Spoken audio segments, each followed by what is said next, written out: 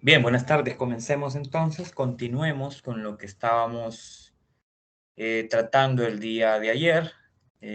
Continuemos con la presentación y de ahí vamos hablando, pues poco a poco de las características. Vamos a repasar esto al final, ¿verdad? O sea, para que recordemos en general las características de todos los filos de protozoarios que estamos estudiando.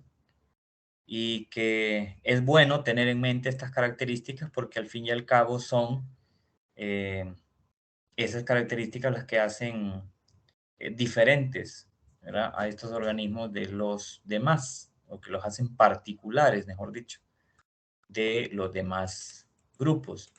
Recordemos una cosa, ¿verdad? Estamos hablando de protistas, estamos hablando de eucariotas unicelulares en su mayoría, y pues estamos hablando obviamente de organismos que se mueven en un ambiente acuático y que deben de poseer algún mecanismo de movimiento, ya que no tienen extremidades, no tienen estructuras tan especializadas para poder desplazarse, más que proteínas, estructuras proteicas que también forman parte del citoesqueleto, son realmente como una extensión del citoesqueleto o del mismo cuerpo celular, que son los cilios, los flagelos y los pseudópodos, ¿verdad? Esos son los principales mecanismos de locomoción de estos protistas de interés para nosotros desde el punto de vista de la zoología.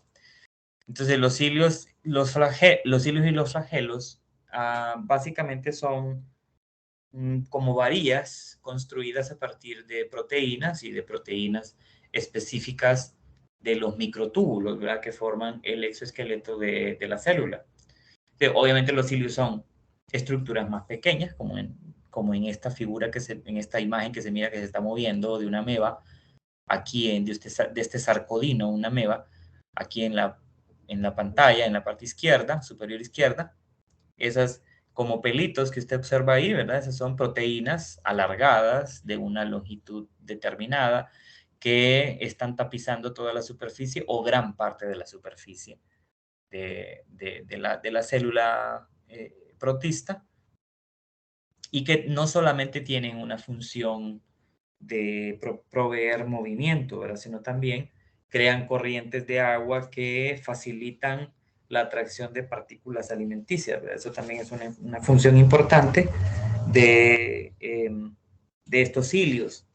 Con relación a los cilios, esos movimientos ciliares son de verdad muy importantes para las especies porque, como les digo, tienen también la función de mover alimentos. Ustedes se han fijado incluso, no sé si lo han visto, pero en larvas, por ejemplo, de mosquito, ustedes pueden ver, si acercan un estereoscopio a una larva, cómo hay una serie de cirros ciliares, o sea, son unas estructuras que tienen el nombre de cirros, pero que están formadas por cilios o tapizadas de cilios, y que precisamente están en unos apéndices que están cercanos a la boca porque las corrientes de agua que generan atraen esas partículas alimenticias a la boca. Recordemos que una célula pequeña, un organismo unicelular, como una ameba, por ejemplo, trata de no gastar mucha energía solamente en el movimiento, ¿verdad?, moviéndose. Entonces, para ella, para una célula, es más fácil gasta menos energía moviendo cilios y atrayendo alimento hasta donde está el cuerpo celular, para luego introducirlos por difusión hasta el interior de la célula, que moverse, ¿verdad? Porque moverse implica un cambio de posición y un gasto mayor desde el punto de vista energético. Entonces pensemos también en la energía, ¿no?, el movimiento en relación a la energía que se va a gastar. Esa es la ventaja de los cilios. Los flagelos, que son estructuras más alargadas, como en este flagelado que usted mira aquí en la esquina superior derecha, son estructuras más alargadas, básicamente están formadas de las mismas proteínas de las que están hechas los microtúbulos, del exoesqueleto, igual son prolongaciones del exoesqueleto, pero muchísimo más largas, que pueden estar en números pares, en números impares, en puntos específicos del cuerpo celular, ya no tapizando toda la superficie del cuerpo celular, sino saliendo de algunos puntos específicos. Y obviamente los flagelos producen un movimiento diferente. ¿Pueden utilizarse para traer comida? Sí, aunque en realidad su mayor función es la de generar un movimiento que desplaza a la célula o que hace girar sobre un eje a la célula, como ya vamos a ver en algún momento. Y los eudópodos no son esas proteínas de las que está hecho el flagelo y el cilio, sino más bien el pseudópodo es una extensión del cuerpo celular. Y esa es una forma de moverse tal vez un poco más lenta, pero también bastante efectiva. Por ejemplo, en algunas células como incluso, no solo las amebas, ¿verdad? Que son comúnmente las que tienen este mecanismo de movimiento, que también, claro, para producir un pseudópodo, o sea, para producir esta prolongación del cuerpo celular, tienen que hacer una modificación en la estructura o en la forma del citoesqueleto. Claro que sí, por supuesto que siempre habrá modificación en la estructura del citoesqueleto para que se puedan dar estos movimientos. Pero también resulta que no solamente organismos de vida libre, como una ameba, eh, van a producir este tipo de desplazamientos a través de pseudópodos, sino también nosotros mismos, los organismos multicelulares, como somos, los organismos multicelulares, fíjense que debemos de verlos de la siguiente manera, o debemos de vernos de la siguiente manera. Somos superorganismos.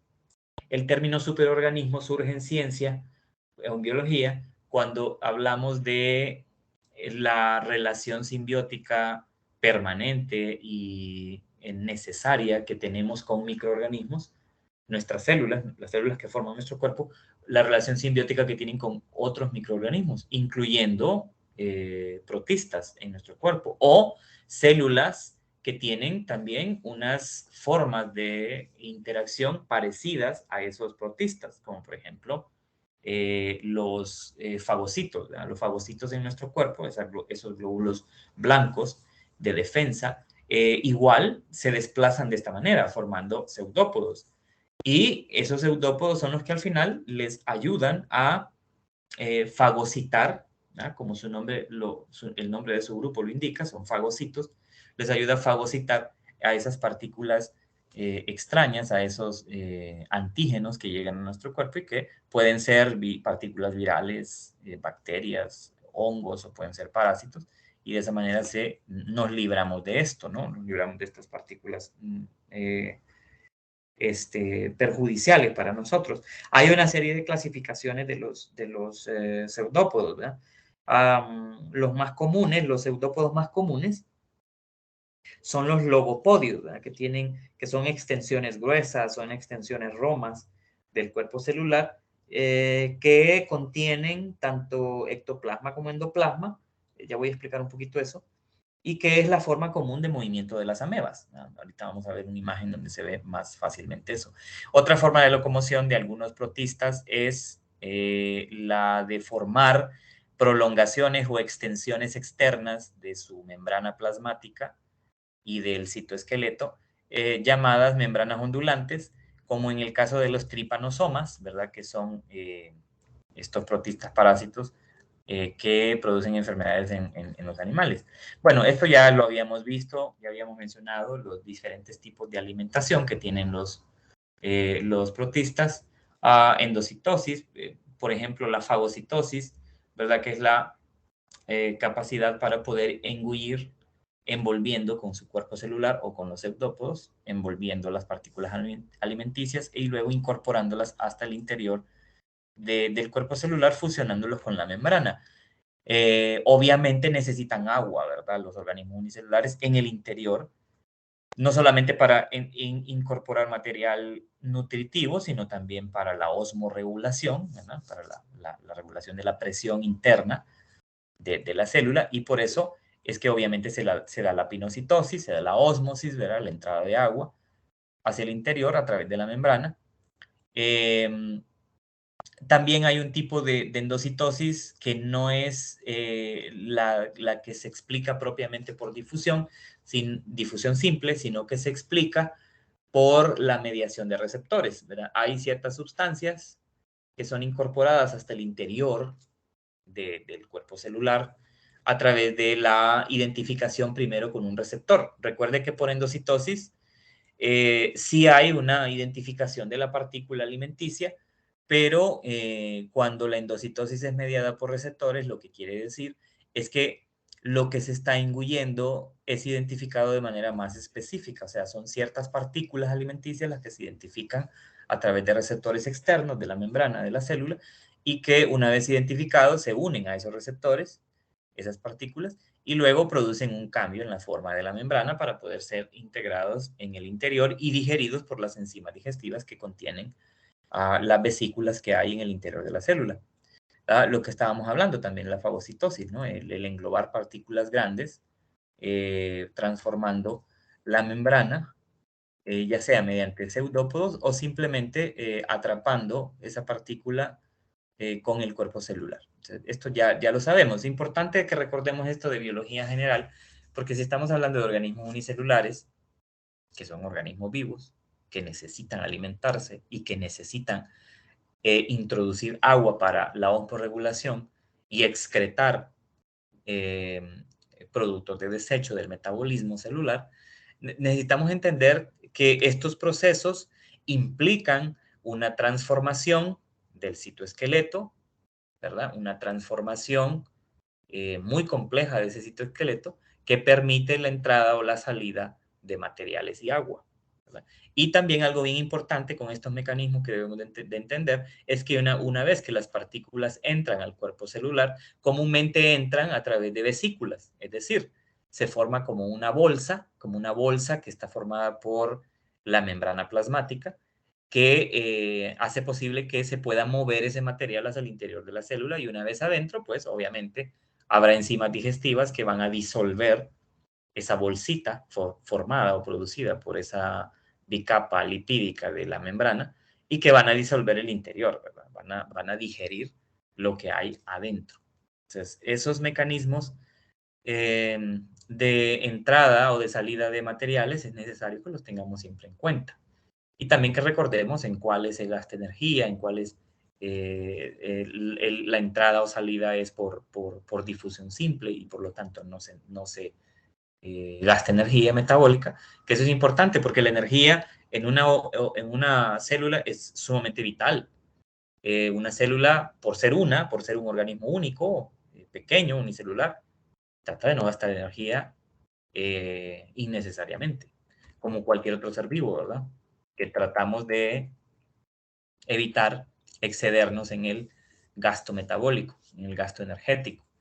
Entonces, esto simplemente es un diagrama que se pone ahí para recordarnos cómo funciona o cómo es que se da el mecanismo de endocitosis mediado por receptores. Aquí están los receptores, miren, en la superficie del cuerpo celular, ¿ah? En la membrana celular, que identifican la partícula y una vez identificada generan un cambio en la membrana para formar una vesícula a través de la cual entran esos materiales para ser digeridos posteriormente. Y la pinocitosis, ¿verdad? Que es la entrada de agua con materiales disueltos por difusión. Pero dentro siempre se engloban en vesículas para ser transportados a los lugares adecuados para su digestión química. Bueno, esto no lo vamos a tratar mucho ahorita, esto es el orden que tiene la presentación, aquí hablando de los diferentes grupos de invertebrados y cuáles son más abundantes, menos abundantes, más diversos, menos diversos, que esto pues obviamente lo vamos a ir tratando poco a poco, pero en el caso de los protozoos, que no son animales, obviamente, ¿verdad? Pero que son células primigenias que están en el linaje ancestral de los animales, ¿verdad? Se supone que nosotros, como les decía antes, Hay varias teorías de cómo se originaron los animales y una de esas es que salimos de un flagelado. Un flagelado es un protozoo, ¿verdad? Entonces, esto solamente para ilustrar en números las cantidades relativas de organismos que están en cada uno de los grupos que se van a estudiar. Obviamente, cuando hablamos de moluscos, cuando hablamos de artrópodos, estamos hablando de los grupos o de los grupos más abundantes, ¿no? De los grupos más grandes, más diversos. No necesariamente más exitosos, no necesariamente más evolucionados, sino simplemente mayores en número, en diversidad, que lograron adaptarse a diferentes ambientes, a más ambientes en la Tierra y que por eso están tan ampliamente distribuidos. Bueno, que después de los protozoarios vamos a tener que ver metazoos simples, ¿verdad? Animales obviamente multicelulares, pero no animales que tienen un cuerpo formado propiamente de tejidos o de órganos complejos o sistemas orgánicos, sino que simplemente son organismos formados por grupos de células que se organizan y realizan actividades complementarias. Esos son las esponjas, ¿verdad? Las esponjas, los poríferos. Luego veremos los celenterados, donde, bueno, uno de los grupos más interesantes son las medusas, porque las medusas tienen aplicaciones, por ejemplo, médicas y biotecnológicas, ¿verdad? Hay muchas sustancias que obtenemos de las medusas que están siendo utilizados en terapéutica humana para tratamiento, por ejemplo, de enfermedades o para tratamientos de distintas afecciones en el cuerpo humano, las medusas. Anémonas de mar igual, son celenterados interesantes, diferente a las medusas porque son sésiles, pero que encontraremos ahí algunas particularidades muy interesantes de estos grupos. Los tenóforos o peines de mar, nueces de mar, también como se les dice, un grupo bastante desconocido por la mayoría, incluso de biólogos, porque son un grupo bien interesante, lo vamos a ver en su momento. Anélidos, gusanos segmentados, bueno, son muy abundantes también, y también tienen algunas estructuras muy interesantes, algunos mecanismos muy interesantes de vida. Lo mismo que los platelmintos o gusanos planos, que vamos a encontrar también en ambientes terrestres, ¿va? No solamente en ambientes marinos. Casi todos la mayor parte de los invertebrados obviamente son marinos, pero hay representantes igual en ambientes terrestres o en ambientes dulceacuícolas. Bueno, vamos a ver otros grupos, nemátodos, equinodermos, moluscos, artrópodos, y en cada uno nos vamos a detener a estudiar características muy particulares y distintivas. Aquí podemos verlos en diferentes imágenes que nos ayudan un poco a identificarlos mejor, ¿verdad? Protozoos, poríferos, tenóforos, anélidos, platelmintos, pseudocelomados, como algunos gusanos, nemátodos también, equinodermos, moluscos, artrópodos.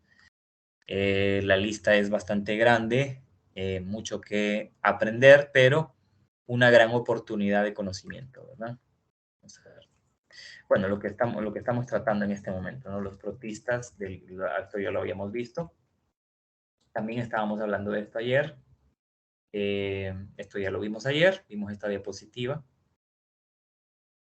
Bueno, como también estuvimos hablando un poco de la reproducción, tanto sexual como sexual, algo nuevo para los organismos unicelulares, la reproducción sexual, la capacidad de transformar su cuerpo celular en un gameto, por decirlo así, un gameto femenino o masculino, o en ambos al mismo tiempo.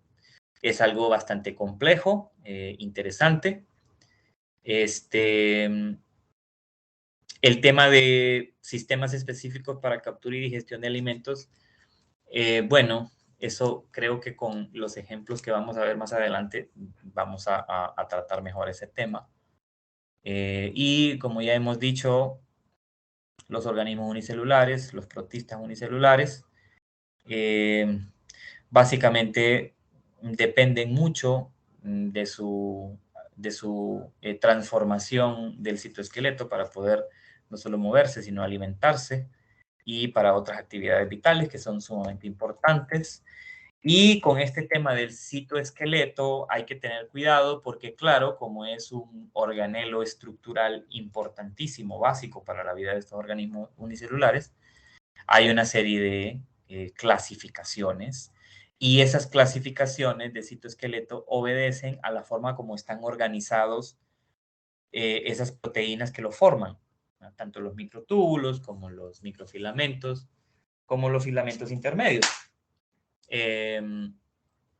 Por ejemplo, se habla de distribución del citoesqueleto como epiplasma, como faja microtubular, como axostilo, como axópodo, alveolo con placas de celulosa o alveolo simple. Entonces, ¿qué quiere decir esto? Esto lo que quiere decir es que una forma de clasificar o de reconocer esa estructura cambiante, modificable del citoesqueleto en diferentes grupos, es obviamente pues dándole nombres de acuerdo a la forma como se distribuyen esas fibras de proteínas. Entonces aquí se pueden ver en estos diagramas, se pueden ver más o menos cómo es que se dan esos paquetes de proteínas, cómo se organizan en el citoesqueleto de uno u otro grupo. En la imagen A ustedes pueden ver microfilamentos en un orden, digamos, bastante superficial, formando como varillas a lo largo de la longitud del cuerpo celular, y eso se le llama epiplásmico o epiplasma. ¿Verdad? Las varillas del citoesqueleto están distribuidas de manera paralela y uniforme a lo largo de la longitud del cuerpo celular. Costillas microtubulares es cuando, por decirlo así, esas varillas de citoesqueleto son más gruesas, igualmente distribuidas de forma paralela a lo largo de la longitud de la célula. Esto quizás ahorita no se, no se vea como importante, pero es que en realidad de esto depende eh, la rigidez que tiene el cuerpo celular, la facilidad de movimiento o de desplazamiento que tiene y la capacidad para transformar su estructura celular y producir, por ejemplo, prolongaciones del cuerpo celular como son los eudópodos. De esto depende esto. Esqueleto axial microtubular de los flagelos. Lo que quiere decir esto es que comúnmente los flagelados, el flagelo que se origina en uno de los extremos del cuerpo de la célula, está conectado con los microtúbulos del citoesqueleto hasta una parte bien profunda de la estructura interna.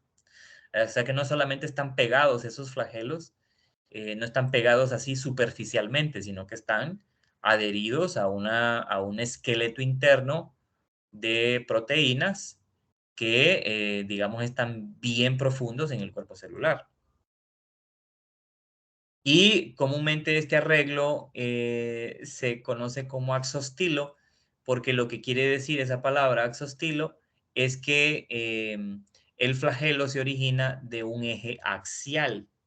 Un eje axial es un eje que se origina a lo largo del centro del cuerpo. Es como que le digan a usted que le toman una tomografía axial. Cuando a usted le toman o a uno le toman una tomografía axial, lo que le están diciendo es que le van a tomar una imagen interna a lo largo de las estructuras que están alrededor de su columna, de su cabeza y columna. Eso quiere decir, porque la columna vertebral, en nuestro caso, es nuestro esqueleto axial, ¿verdad? Es el eje axial de nuestro cuerpo que pasa por el centro. Bien, luego microtúbulos organizados en forma de axopodio. Podio es pie, y axo diaxial del centro hacia afuera. Quiere decir eso. Quiere decir entonces que en esta configuración de proteínas que forman el citoesqueleto, esos microtúbulos se van a originar en una superficie interna central de la célula y se van luego a extender hacia afuera del cuerpo celular formando pies o podios que van a poderse, digamos, prolongar o retraer de acuerdo a las necesidades de ese organismo. Eso quiere decir axopodio, que van a ser del centro, la estructura, y se va a extender hacia afuera en forma de un pie. En el caso de alveolos, estos ya son como paquetes muchísimo más gruesos y compactos, que corren longitudinalmente también a lo largo del cuerpo celular, y que esos paquetes están formados no solamente de microtúbulos, sino también de otras proteínas, que le dan esa estructura a la célula. O sea que las células protistas no solo son masas. Lo que quiere dar a entender todo esto es que las células protistas no solamente son masas amorfas, celulares, masas celulares amorfas, no, tienen estructura, tienen un esqueleto, que el esqueleto es básicamente de proteínas. Lo mismo que en nosotros, nada más que en nosotros las proteínas son diferentes y forman un esqueleto óseo, un tejido óseo, que aquí no hay, porque aquí no hay tejidos. Alvéolos con placas de celulosa, como su nombre lo indica, contienen esas placas proteínicas que forman la estructura del cuerpo, contienen celulosa. Recuerda que la celulosa es un polisacárido estructural. Y por ser un polisacárido estructural, sabemos que da rigidez al cuerpo. Y que también, esto nos da otro dato, y es que si hay celulosa, es porque ese protista es un protista con características de planta. Porque los animales no tenemos en nuestras células somáticas, no tenemos celulosa. Solo los organismos que tienen características de plantas o las mismas plantas, ¿verdad? Lo mismo que estábamos diciendo ahorita. Fagocitosis. Ajá. Cuando escuchen el término fotoautrofia, es lo mismo que decir fotoautótrofo o que decir autótrofo. O sea, es lo mismo. Se está refiriendo a los organismos que contienen proteínas sensibles a la luz y que a través de esas proteínas se pueden realizar diferentes reacciones químicas que producen alimento. Bueno, muchos de los organismos protistas que nos interesan desde el punto de vista biológico son organismos aerobios, pero igual vamos a encontrar organismos aerobios. ¿Por qué la mayoría de los seres vivos, incluyendo células, organismos unicelulares, son aerobios? Bueno, porque recuerden que cuando se formó la atmósfera en la Tierra, los seres vivos aprovecharon esa abundancia de oxígeno para poder diversificarse y adaptar su metabolismo a ese oxígeno disponible. Entonces, la mayoría de los organismos vivos en este planeta somos aerobios. ¿Que haya anaerobios? Claro que sí, pero por diferentes circunstancias se dio esto, pero la mayoría en realidad somos organismos aerobios.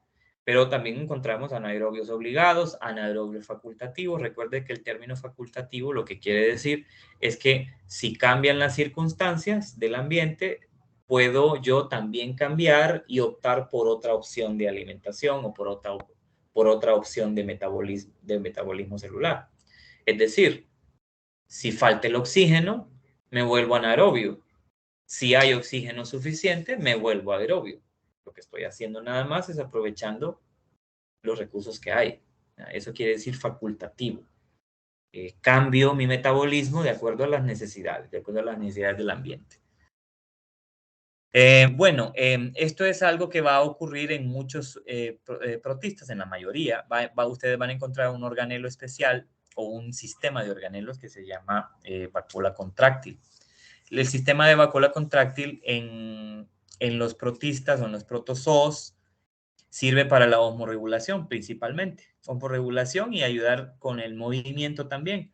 Porque las vacuolas contráctiles son unas vesículas, son unas bolsitas que son, digamos, porosas, o sea, que pueden absorber agua y lo que está disuelto en esa agua y llenarse, llenarse. Y al llenarse, pueden realizar un intercambio entre el exterior del cuerpo y el interior del cuerpo de la célula, tanto de iones como de agua, para mantener la presión osmótica dentro de la célula y no deshidratarse o no estallar, ¿verdad? Porque recuerde que por ósmosis las células reciben agua del exterior, pero debe de haber un mecanismo que regule la entrada de agua también. Y con el agua, recuerde, el agua no es pura. Los organismos vivimos en agua que está mezclada con partículas orgánicas e inorgánicas. Entonces, debe de haber alguna forma de filtrar también los iones o los solutos que entran con el agua disuelta por ósmosis.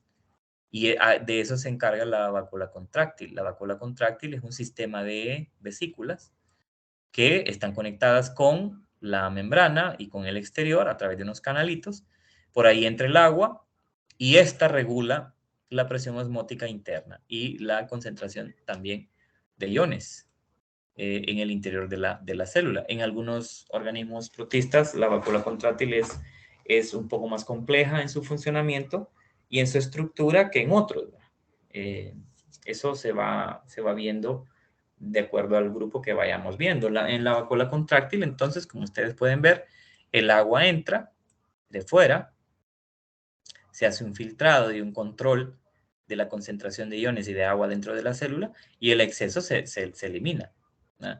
Al eliminar el exceso, pues obviamente estamos aprovechando para eliminar desechos también. Porque recuerde que la osmorregulación no solamente es regular la concentración de agua, sino también de solutos.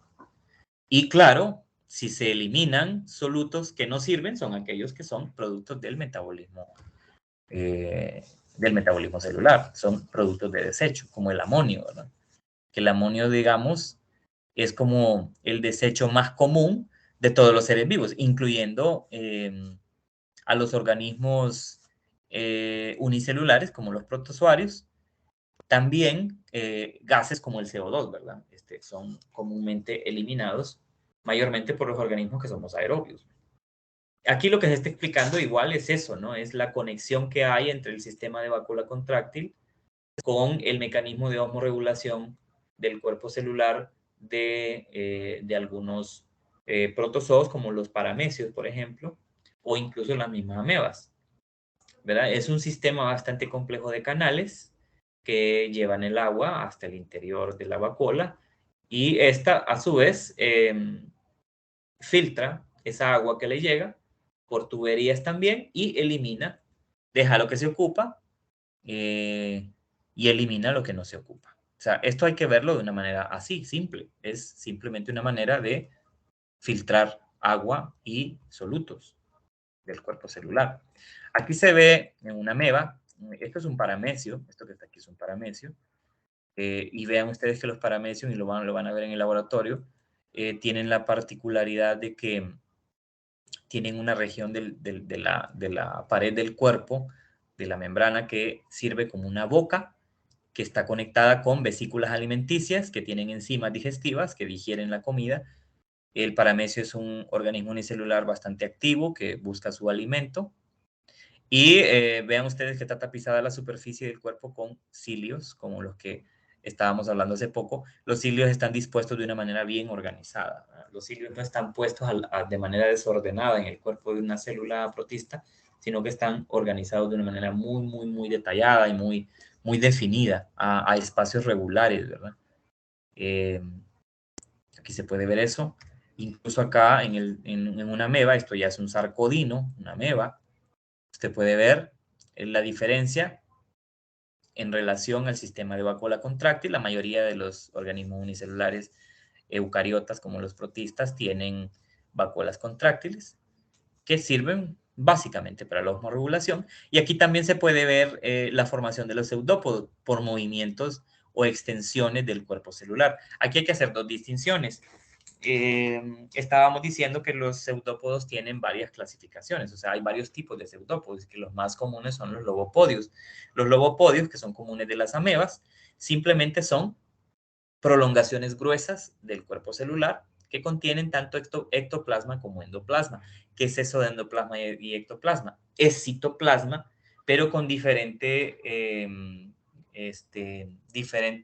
turgencia o diferente consistencia. Cuando hablamos de ectoplasma, como su prefijo lo indica, ecto, más cercano al exterior, hacia afuera, es como el citoplasma que rodea la superficie de la célula y que comúnmente el ectoplasma, digamos que es un poco más, como tiene una consistencia más de gel, más coloidal, más rígido, y eso tiene mucho sentido. O sea, no es un fluido, sino que tiene como una consistencia de gel, como una gelatina. ¿Por qué es esto? Bueno, esto tiene también sentido porque, por ejemplo, si usted piensa en el ataque que puede sufrir una célula por partículas extrañas, debe de haber una barrera que ayude a dificultar el movimiento de esas partículas hasta el interior de la célula. Entonces, entre más espeso y más grueso sea el citoplasma que está en la periferia, sirve como una barrera física. No necesariamente una barrera química, sino más bien una barrera física, entorpeciendo el movimiento de partículas. Y en este caso, en estos organismos, el ectoplasma, como es un citoplasma más grueso, digámoslo así, o más rígido, le da mayor soporte al cuerpo celular y le da mayor soporte a la formación de los pseudópodos, ¿verdad? En el interior, en este color que se mira un poquito más claro, se puede ver el endoplasma, con su nombre lo quiere indicar. Endo quiere decir hacia adentro.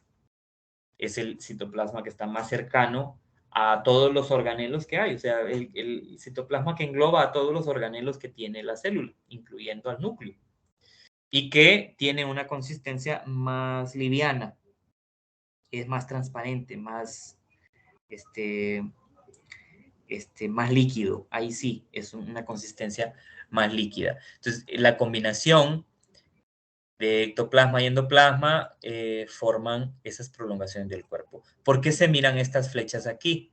¿Y por qué se ve que las flechas salen de las vacuolas o de las vesículas? Recuerden que esas vesículas tienen agua y filtran. Entonces, esto ayuda como a direccionar hacia dónde se va a formar el pseudópodo. Y recuerden que el citoplasma es en 99% agua, pues, ¿verdad? Entonces, es así como se forman esas prolongaciones. ¿Qué es lo que da las instrucciones para que esto se haga o se forme o cuando se necesite? Bueno, la información que está codificada en la célula, ¿verdad? En el núcleo de la célula, en el ADN.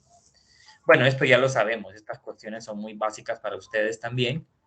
Las formas de reproducción sexual que encontramos en estos grupos, fisión binaria, gemación, esporulación, esquizogonia, que es esa forma particular que tiene la célula de dividir primero su contenido cromosómico y luego su citoplasma y cuerpo celular para producir individuos nuevos, ¿verdad? Esto no es muy necesario que lo expliquemos en este momento porque son mecanismos de reproducción que conocemos muy bien. En el caso de la sexual, estamos muchísimo más conscientes de que en organismos unicelulares como estos, la singamia es novedosa, ¿verdad? Esto sí es algo novedoso para los protistas eucariotas. La singamia, la producción de partículas celulares con información de un sexo, que sirve como un gameto, que funciona como un gameto, que es sumamente interesante, ¿no? Bueno, esto es lo mismo, la singamia, la conjugación y la autogamia son mecanismos de reproducción sexual. Obviamente se va a ir hablando poco a poco de esto, dependiendo de los grupos que vayamos viendo. Ahorita no podemos extendernos tanto ni hablar de ejemplos particulares, sino que lo vamos a ir viendo poco a poco. Algunos protozoarios forman quistes. ¿Qué son los quistes? Es producir una envoltura que comúnmente es dura porque está formada de partículas o de compuestos que le dan rigidez y que protegen el interior celular, el cuerpo celular, de cambios ambientales, de cambios que pueden dificultar la supervivencia del protoplasma celular. Entonces, muchos organismos unicelulares protistas forman quistes o forman cubiertas duras que pueden ser de distintos materiales, como carbonatos o fosfatos, por ejemplo, que les sirven como una protección o les sirven como una capa, una barrera que les ayuda a sobrevivir en el ambiente donde viven, en el hábitat donde viven. Cuando estemos hablando de cada grupo, vamos a distinguir esto, que esto es bien importante. La verdad es que como los protistas son muy abundantes, no podemos verlos todos, sino que nos vamos a centrar en, digamos, tres agrupaciones. Aquellos que son protozoos ameboides, o también llamados sarcomastigóforos, y de esto vamos a observar, vamos a ver, vamos a estudiar lo que son las amebas, porque las amebas cumplen tienen una relación simbiótica interesante con todos los animales. Vamos a ver a los foraminíferos, que son unos protozoos interesantes porque, como les dije hace poco, forman unas estructuras duras en el exterior de su cuerpo y que gracias a su existencia, gracias a que se encontraron en diferentes momentos de la historia en depósitos en el océano, las conchas de estos foraminíferos, es que se pudo entender mejor la filogenia de los invertebrados, la filogenia de los animales marinos y los animales terrestres posteriormente. Luego vamos a ver también que protozoos ameboides también son los heliozoos, ya vamos a ver por qué se le llama así, y los radiolarios. Estudiaremos, aparte de los ameboides, vamos a estudiar a los protozoos formadores de esporas. Estos son los apicomplexos, ¿verdad? Los apicomplexos tienen una característica en particular, y es que los apicomplexos son parásitos intracelulares importantes, ¿verdad? Dentro de los apicomplexos, por ejemplo, están el plasmodium que produce la malaria en nosotros los seres humanos. Entonces vamos a ver a los que son apicomplexos también, ameboides, o sarcomastigóforos, los apicomplexos que son gran parte, no digo que todos, ¿verdad? Son parásitos intracelulares para nosotros. Y vamos a ver a los ciliados, a los protozoos que son ciliados. Y aquí vamos a ver unos grupos ahí interesantes porque son como combinación entre células con características animales y células con características de planta. Bien, entonces vamos a ir viendo esto. Estos son grupos particulares, filos particulares que vamos a ver y vamos a comenzar a ver desde ahora incluso. Y vamos a comenzar también con, por ejemplo, el estudio de las algas unicelulares, que desde el punto de vista del hombre son muy importantes. No solamente desde el punto de vista ecológico, ¿no? Las funciones ecológicas que cumplen, sino que también para el hombre son sumamente importantes por varias razones, porque algunos son utilizados en la industria de los alimentos, por ejemplo, porque otros son utilizados para estudios genéticos, son modelos que se utilizan en la investigación científica, en los laboratorios, y por otro lado, porque tienen un impacto en la salud de los seres humanos, ya sea directa o indirectamente. Entonces, si hablamos de protozoarios flagelados, aquí vamos a ver dos divisiones. Todos los protozoarios que veamos que tienen flagelo, los vamos a poder identificar en uno de dos grupos. O son fitoflagelados o son zooflagelados. Fito, planta. Flagelados con características de planta. Zooflagelado, flagelados con características de animal. Así de sencillo. En los fitoflagelados vamos a ver que hay unas características en común para todos, y es que no tienen más de un par de flagelos. Comúnmente son de vida libre, como por ejemplo el género Volvox, o el género Euglena, o el género Perenema, las clamidomonas. Y estos fitoflagelados componen gran parte de lo que conocemos como fitoplancton. Bastante importante porque el fitoplancton, al fin y al cabo, es la mayor masa o la base alimenticia de los ambientes acuáticos, tanto dulceacuícolas como marinos, ¿verdad? Esos son los fitoflagelados. Que de los fitoflagelados nosotros, digamos, conocemos más el término alga, ¿no? Alga unicelular, pero que también incluye a otros organismos que no son algas propiamente. En los zooflagelados, estos tienen comúnmente números impares o incluso hay algunos grupos pares de flagelos, obviamente como son organismos con características animales, son heterótrofos. Los fitoflagelados tienen cloroplastos, por lo tanto tienen clorofila y son autótrofos. En los zooflagelados no hay muchos de vida libre. Las algas, por ejemplo, en los fitoflagelados son de vida libre. Y debe de ser así, porque precisamente por eso constituyen la base de las redes alimenticias en los ambientes acuáticos, y por ser también de vida libre, es que se pueden encontrar en toda la extensión o en todo el espejo de agua en esos ambientes acuáticos, nadando libremente por toda la columna. Los zooflagelados, muy pocos de vida libre, la mayoría son comensales, como dice aquí, es decir, viven asociados a otras especies. Muchos de ellos son simbiontes, o incluso encontramos parásitos de artrópodos o de otros animales también. Bueno, obviamente aquí vamos a encontrar una gran variedad en estos dos grupos por las características que ya dijimos, el número de flagelos, si contienen o no contienen clorofila, si son de vida libre o no.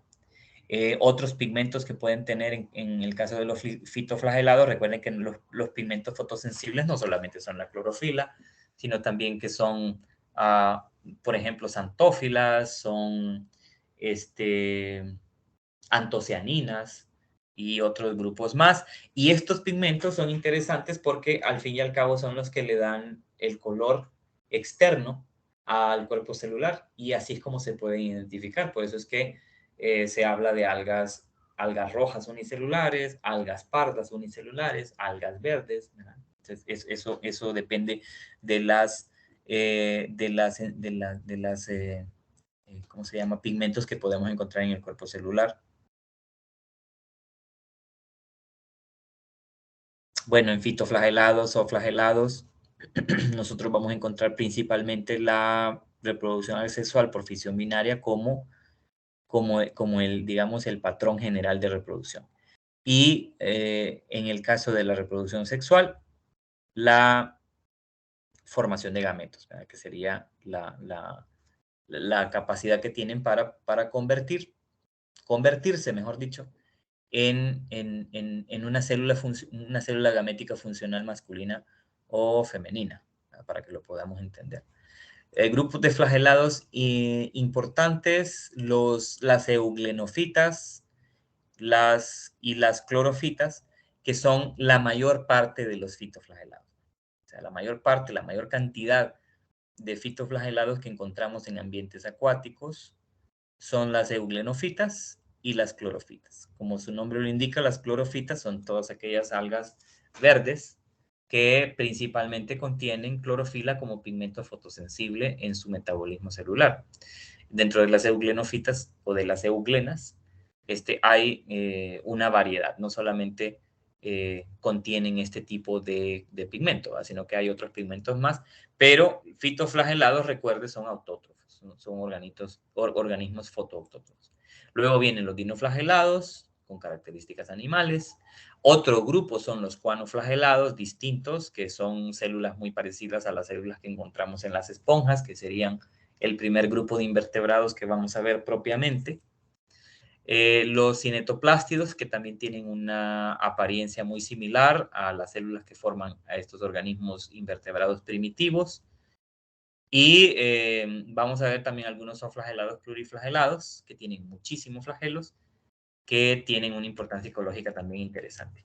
Cuando hablamos entonces de fitoflagelados, encontramos, por ejemplo, los filos clorofita, los filos euglenofita y algunos muy característicos como el género Euglena, Ceratium, Noctiluca, Volvox. Por ejemplo, Noctiluca es un fitoflagelado interesante porque es uno de los que provocan o que están involucrados en las mareas rojas, junto con otros dinoflagelados, bueno, junto con dinoflagelados, están involucrados en las mareas rojas y que también Noctiluca tiene una característica interesante y es que algunas especies de Noctiluca son bioluminiscentes. Entonces, a veces en el mar uno mira unas manchas bioluminiscentes. No es tan común verlas, eso sí les tengo que ser sincero, no es tan común ver esas manchas bioluminiscentes en el mar, pero se observan y es gracias a que algunas especies de Noctiluca, por ejemplo, que las encontramos en las costas tropicales del mundo, incluyéndonos, reflejan esa luminosidad en la noche, no todo el año, por supuesto, sino que en aquellas temporadas en donde las aguas están más frías y afloran los nutrientes que permiten la masiva reproducción de estos fitoflagelados, y por eso es que se pueden ver en grandes números. También aquí hay otros géneros característicos de fitoflagelados, como Eudorina, que tiende a ser un organismo colonial, Pandorina, Clamidomonas, que nosotros conocemos a las clamidomonas por el efecto en salud que tienen en los seres humanos. Ya vamos a hablar un poco de eso. Las euglenofitas, vamos a encontrar que tanto son marinos como dulceacuícolas, contienen clorofila A y B y otros pigmentos más. El cuerpo es alargado. Siempre vamos a ver que tienen dos flagelos. Vamos a ver que tiene una vacuola retráctil. Vamos a encontrar también aquí géneros característicos como Paranema y Euglena, los más comunes. Incluso algunos que son organismos depredadores, ¿verdad? Que capturan partículas alimenticias en el medio. Así se miran las euglenofitas, como Paranema y Euglena, alargados, ¿verdad? Cuerpo alargado, y se observa en el interior celular, claro, visto en un microscopio y preparada la muestra, no es que simplemente va a agarrar un poco de agua del medio y luego la va a llevar al microscopio y lo va a observar bien. No, esto tiene que ser preparado obviamente con pigmentos, pero usted va a ver muy claramente la gran cantidad de cloroplastos que hay, que contienen clorofila, por supuesto, pero que contienen también otros pigmentos más. Entonces vean, alargados, dos flagelos, biflagelados comúnmente, y tapizados completamente con cloroplastos, por ejemplo. Esas son las euglonofitas. En caso de las clorofitas, estas sí son prácticamente las algas verdes microscópicas, también dulceacuícolas. Encontramos clorofitas incluso en recipientes artificiales donde nosotros guardamos agua, y que se forman esas algas ahí si el agua está destapada, si está en contacto con el aire en algún momento. La forma que tienen es una forma taloide y filamentosa. Hay muchísimos más flagelos, de 2 a 4. Células volvocales ocupadas por cloroplastos, ya vamos a ver eso. Solitarios coloniales y géneros característicos de clorofita, las clamidomonas, el Volvox, Pleudorina, por ejemplo. Entonces aquí se mira que en el caso de las clorofitas tienen una mayor, digamos, afinidad por formar colonias. Y cuando hablamos de colonias, hola, dígame. Disculpe, pero me Se puedo tiene que salir. salir. Sí, no hay Sí, ningún tengo problema. clase. Ya termino, ahorita termino, pero usted puede salir, no hay ningún problema. Gracias. Solo termino acá, voy a retomar mañana con esto, pero lo que quiero decirles y que ya habíamos mencionado en algún momento es que protistas coloniales o que tienden a formar colonias tienden a la especialización o a la división del trabajo. Es decir, que algunas de sus células, algunos de sus individuos, mejor dicho, van a tener una función en la colonia y otros van a tener otra función. Algunos van a funcionar como células somáticas que digieren la comida y otros van a funcionar como células de defensa, por ejemplo, como células que están fungiendo como defensoras o como protectoras de la colonia. Entonces, eso se puede ver en el género Volvox, que es una clorofita colonial, principalmente marina, pero también encontramos algunas de agua dulce. Y en el caso de clamidomonas, esta sí es de vida libre y las clamidomonas tienden a producir algunas infecciones en el hombre, ¿verdad? Y las clamidomonas las encontramos en ambientes acuáticos de agua dulce y que, por ejemplo, en ríos, quebradas, y algunas veces pueden entrar por las mucosas del cuerpo y producir una serie de complicaciones funcionales. Nos vamos a quedar ahí, vamos a continuar mañana con el tema de protozoarios, vamos a tratar de terminar y vamos a hacer un repaso de las características generales de los protozoarios que son importantes que las tengamos en mente. Bien, es la hora de terminar, son las 4. Lo dejamos ahí, seguimos mañana. Gracias, Lick. Por nada, buenas tardes. Gracias, Lick. Gracias, Lick. Gracias, Lick. Feliz tarde. Frida tiene una pregunta. Sí, Lick, ¿en qué capítulo sale ese tema? Protistas está, si está utilizando el libro de Hickman, es el 12. Ah, ok, gracias, Lick. Muy bien, listo. Hasta luego, hasta mañana, buena tarde. Gracias, Lick. Por nada, saludos.